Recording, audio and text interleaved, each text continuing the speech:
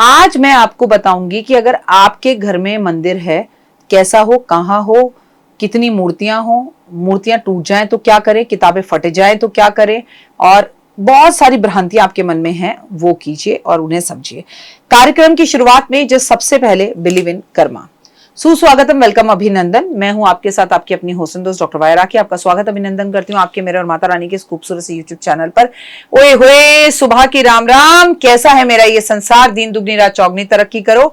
देखा ये खूबसूरत सा पेड़, मेरे पति देव के जन्मदिन पर किसी ने मुझे ये ईवल आई का पेड़ दिया। ये पेड़ आपके घर में होना बहुत शुभ होता है, और अगर आपको ये कोई गिफ्ट में दे और नीचे उसके उल्लू बैठा हुआ हो तो ये और भी ज्यादा खूबसूरत और शुभ संकेत होता है। तो मैंने इसे अपने ऑफिस में रख लिया कि उल्लू घर में रख सकते हैं, मंदिर में भी रख सकते हैं, और मिट्टी का हो तो बहुत ही उत्तम। और अगर ऐसे गिफ्ट आपको मिलते हैं जो फेंगशुई से जुड़े हुए होते हैं तो वो आपके जीवन में बड़ी पॉजिटिविटी को लेकर आते हैं। वहां पर कुछ भी नकारात्मकता नहीं होती, तो नेगेटिव सोच को अपने मन में बिल्कुल भी लेके ना आए।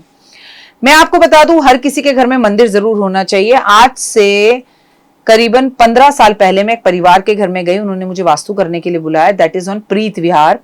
जब मैं उनके घर में गई तो उनका वो बिल्डर थे और उनके घर का बुरा हाल था। उनके घर में हर चीज गिरवी रखी थी और बहुत ज्यादा कर्जा हो रहा था, और लोग दुश्मनियां कर रहे थे उनसे। उनके बच्चों की शादी भी नहीं हुई थी।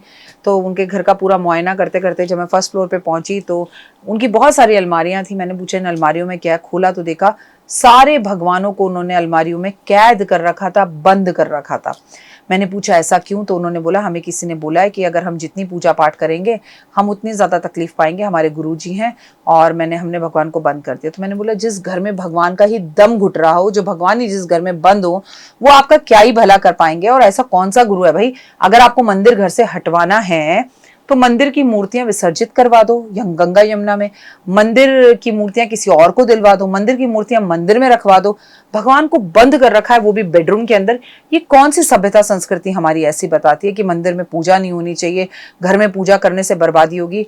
कलयुग में, कलयुग केवल नाम उद्धारा, मतलब उद्धार करने के लिए श्री राम, राधे राधे, जय माता दी, जय श्री कृष्णा, यही नाम बहुत है। और जो पूजा करें वो तो तर जाएंगे। तो मैंने उनकी सारी मूर्तियां बाहर निकलवाई, उनको दोबारा बोला पूजा शुरू करो। उन्होंने पूजा शुरू करी और 1 साल में उनके घर में 2 शादियां हुई और 2 बहुएं आई। तो चीजें सही हो सकती हैं, लेकिन ये नहीं कि गुरु जो कहे वो आंख बंद करके मान लो, और गुरु ये कहे मूर्तियां घर से निकाल दो, पूजा मत करो, जोत मत जलाओ, तो वो बात तो मेरे सर पे से उतर जाती है। प्लीज ऐसे किसी गुरु की बात मानने की जरूरत नहीं। खूब पूजा करें। आपके घर में मंदिर छोटा हो या बड़ा हो, सबसे पहली बात, मंदिर रसोई में ना हो। दूसरा, आपका घर छोटा हो या बड़ा हो, मंदिर बेडरूम में ना हो। अब कई लोग कहते हैं मैम हम बहुत गरीब हैं, हम सब्जी वाले हैं, हम क्या करें, हमारा तो मंदिर ही जो है वो हमारा एक ही कमरा है, एक ही कमरे में हम मंदिर रखते हैं। तो भगवान को किसी ऊंची जगह पर मंदिर में स्थान देकर और वहां पर भगवान का ऐसा मंदिर बना दो कि उसके पट सोने जब आप रात को जाओ, जैसे मंदिर के दरवाजे बंद हो जाते हैं वैसे बंद हो जाए। मंदिर घर के ईशान कोण में ही होना चाहिए, मंदिर घर के पूर्व दिशा में ही होना चाहिए। उत्तर दिशा में हो सकता है, पश्चिम में हो सकता है, लेकिन मंदिर कभी भी घर की दक्षिण दिशा में नहीं हो सकता। लेकिन सबसे बेहतरीन है कि वो पूर्व जो है ईशान कोण के अंदर ही हो। मंदिर के अंदर आपको कभी भी 3 गणेश, 3 शालिग्राम, 3 लड्डू गोपाल नहीं रखने चाहिए। आपको किसी को भी मंदिर में तोहफे में भगवान गिफ्ट नहीं देने चाहिए। इस चीज के मैं टोटल अगेंस्ट हूँ। कभी कोई जो है तोहफे में गणपति महाराज दे देता है, कभी कोई तोहफे के अंदर अलग अलग गिफ्ट दे देता है। अगर ये गिफ्ट मुझे किसी ने दिया, मैं इन्हें भोग नहीं लगा रही, इनकी पूजा नहीं कर रही, और इतने बड़े बड़े गणपति महाराज जब हम घर में रखते हैं तो वो एक वास्तु दोष कहलाता है। हम इतने बड़े बड़े भगवानों को घर में रखते हैं तो उन्हें हमें सुलाना होता है, उन्हें हमें स्नान कराना होता है। चलिए, मैं तो मंत्रों से, पूजा से, ये ऑफिस नहीं, ये तो मंदिर ही है, मैं इसे मंदिर ही मानती हूँ, बहुत चीजें कर लेती हूँ। ज्यादातर लोग मेरे पास आते हैं। आप एक दूसरे को जब कोई चीज तोहफे में या गिफ्ट में देना चाहते हैं तो फेंगशुई की आइटम दें, क्रिस्टल के कछुए दें, आप मिट्टी के बर्तन दें, मिट्टी की चीजें दें। भगवान के लिए घड़ियां और भगवान ना दें, इस तरह की फेंगशुई की आइटम्स दें तो वो मच बेटर है। इससे सामने वाले का कोई नुकसान नहीं होगा और आपका भी नहीं होगा, क्योंकि आप लोगों को अगर भगवान की इतनी बड़ी बड़ी मूर्तियां देंगे और वो शख्स अगर पूजा नहीं करता, इसका नुकसान आपको ही होगा। मंदिर में कभी भी बहुत ऊंची ऊंची मूर्तियां, तस्वीरें नहीं होनी चाहिए। मंदिर में कभी भी एल्युमिनियम की मूर्तियां नहीं होनी चाहिए। मंदिर में कभी भी भगवान 1 2 3 4 नहीं होने चाहिए। गणपति महाराज तो सबके घर में 2 होते हैं, एक चांदी के हो जाते हैं, एक मिट्टी के होते हैं, लेकिन भगवान को घर के मंदिर में रखने के लिए सबसे बेहतरीन चीज बताई गई है कि भगवान मिट्टी के होने चाहिए। जिनके घर में मिट्टी के भगवान होते हैं वहां पर भगवान बहुत पूजा को एक्सेप्ट करते हैं। इसीलिए शायद हमारे यहाँ दिवाली पे लक्ष्मी, गणेश और मिट्टी के उल्लू को रखने की परंपरा, मिट्टी के कुबेर को रखने की परंपरा है। मैंने बहुत से एस्ट्रोलॉजर्स को बोलते सुना, कुबेर एक बार लाओ और उसके बाद आप उसे अपने घर की तिजोरी में बंद कर लो, उसे मत बदलो। लेकिन मैं हर साल मिट्टी के कुबेर लाती हूँ और हर साल उन्हें बदलती हूँ। और मैंने और लोगों के घर में भी मिट्टी के कुबेर रखवाए और हर साल उन्हें बदलने के लिए लक्ष्मी गणेश की तरह ही बोला। और पुराने मिट्टी के लक्ष्मी गणेश को मैंने पानी में घर में ही विसर्जित करके उस मिट्टी को गमलों में डालने के लिए बोला। तो वो लोग दिन दुगनी रात चौगनी तरक्की कर रहे हैं, उनके जीवन में बहुत ज्यादा फर्क है। मूर्तियां बहुत ऊंची ऊंची नहीं होनी चाहिए। कटी फटी किताबों से आपको, चाहे वो दुर्गा सप्तशती हो, चाहे वो हनुमान चालीसा हो या सुंदरकांड हो, कटी हुई फटी हुई किताबों को नहीं पढ़ना चाहिए। अगर मूर्तियां बहुत ज्यादा बड़ी बड़ी हो रही हैं तो मेरी सलाह यह है कि या तो आप किसी मंदिर में उसे दे आए या किसी ऐसे व्यक्ति को दे दें जो उसकी पूजा करे, या उसे आप पीपल के पेड़ के नीचे रखाएं। अगर वो मिट्टी की हैं तो मैं आपको कहूंगी गंगा यमुना में विसर्जित कर दें। वो घुलकर मिट्टी यमुना और गंगा में बैठ जाएगी, उससे हमारी गंगा यमुना को कोई नुकसान नहीं होगा। घर के अंदर जो मंदिर आप रखें उसमें एक लाइट जरूर जलाएं। रात में मंदिर के कमरे में कभी भी फुल अंधेरा नहीं होना चाहिए। मंदिर में भगवान को सुबह शाम जोत जरूर जलाएं। मंदिर में भगवान की पूजा, आराधना, अर्चना, आरती जरूर करें। मंदिर में दीपक जरूर जलाएं। मंदिर में शंख जरूर बजाएं। 2 से ज्यादा शंख मंदिर में नहीं होने चाहिए। एक बजाने वाला शंख हो सकता है, एक दक्षिणावर्ती शंख हो सकता है। इससे ज्यादा शंखों को मंदिर में नहीं रखना चाहिए, वो आपको नुकसान पहुंचाते हैं और आपकी लाइफ के अंदर प्रॉब्लम्स लेकर आते हैं। मैं आपको बता दूं, मंदिर छोटा हो या बड़ा हो, लेकिन जिस कमरे में मंदिर हो वहां कोई और ना सोए। मंदिर के साथ गुरुओं की तस्वीरें ना लगाएं।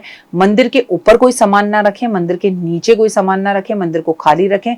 नीचे तो आप एक बार फिर भी अलमारी बना के सामान रख सकते हैं, लेकिन मंदिर के ऊपर ना रखें। मंदिर में भगवान को सीढ़ी नुमा ना बनाएं कि एक भगवान के ऊपर दूसरा भगवान, दूसरे भगवान के ऊपर तीसरा भगवान बैठा है।